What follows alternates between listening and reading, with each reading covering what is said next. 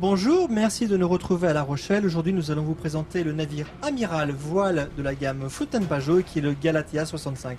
Pour nous en parler, Jean-François Fountaine. Bonjour Jean-François. Bonjour. Alors cette fois-ci, ce bateau, c'est vraiment le plus grand de la gamme Fountaine-Pajot.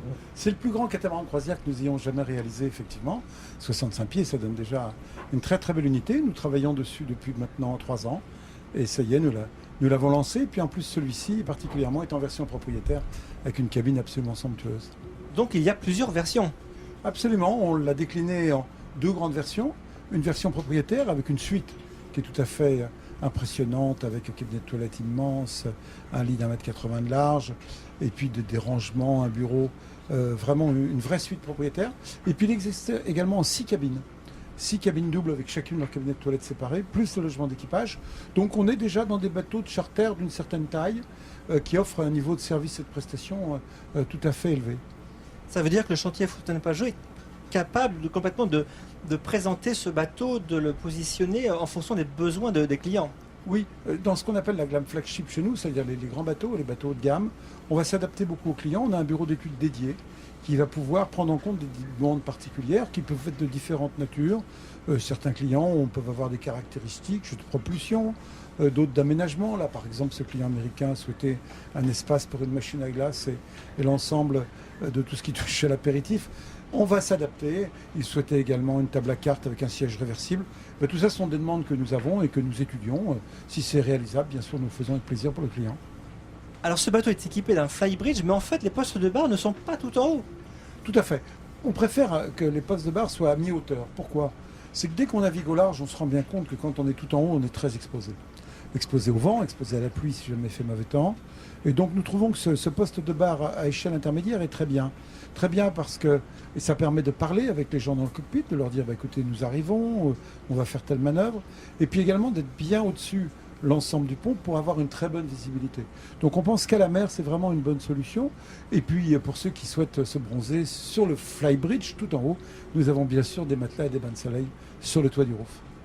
Vous pouvez nous parler un petit peu de la construction de ce bateau ? C'est un bateau de 65 pieds. La coque et le pont sont totalement infusés, ce qui donne une très très bonne maîtrise de la structure du bateau et des poids. Sur la partie construction en général, c'est un bateau cloisonné en sandwich. Je dirais on est là dans des bateaux de haute technologie en termes de construction. Alors est-ce que le skipper est obligatoire sur ce bateau ? Oui, même si un bon propriétaire peut tout à fait barrer son bateau, d'avoir un skipper c'est mieux, d'abord il vous amènera le bateau à l'endroit où vous allez arriver, et puis c'est des bateaux qui sont bien équipés en désalinisateurs, en groupe, en climatisation.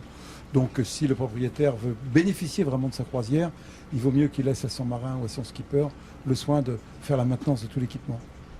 Jean-François, vous pouvez nous parler un petit peu du design intérieur et du positionnement des différents mobiliers ? Écoutez, pour le design intérieur de ces bateaux haut de gamme, il faut faire appel à des spécialistes. Et nous avons fait appel à Jean-Jacques Coste, qui est un designer très réputé. Nous sommes très heureux des propositions qu'il nous a faites, que ce soit sur le choix des bois, sur le choix des vaigrages. Et on a là vraiment un design que j'aime bien, c'est-à-dire qu'il est sobre, il est très classe, entre guillemets, mais sans aspect ostentatoire. C'est exactement un petit peu la commande que nous avions passée à Jean-Jacques. Et puis quant à l'aménagement intérieur, on va trouver cette très grande cuisine, bar, puisque 6 cabines doubles, bien, ça fait 12 personnes éventuellement à nourrir, donc il faut quand même des grands frigos, on va en trouver 6 à bord du bateau, un très grand espace de cuisine, une salle à manger intérieure, mais qui en fait va être utilisée dans le cockpit, puisque souvent ces bateaux-là vont par beau temps. Alors on remarque sur ce bateau que le cockpit et le carré sont au même niveau, ce qui permet d'avoir une vision sur l'extérieur vraiment très très importante. C'est très important parce qu'il y a comme ça, il n'y a aucun effort, il n'y a pas de descente à faire, on est de plein pied entre le dedans et le dehors. Et donc ça veut dire qu'on vit dedans, dehors, on fait un transfert comme chez soi quand on va sur la terrasse, c'est tout à fait identique. Et puis en étant à la même hauteur, ça permet également d'avoir une vision longitudinale. On peut être assis dans le cockpit tout en voyant où va le bateau. C'est parfois un élément de sécurité, mais aussi extrêmement agréable. Imaginons un grand pluie tropicale, et bien on peut tout à fait rester dehors. On va fermer le capot de pont de ce cockpit et puis garder la visibilité sur l'endroit où nous arrivons. Jean-François, merci pour toutes les informations. Merci beaucoup.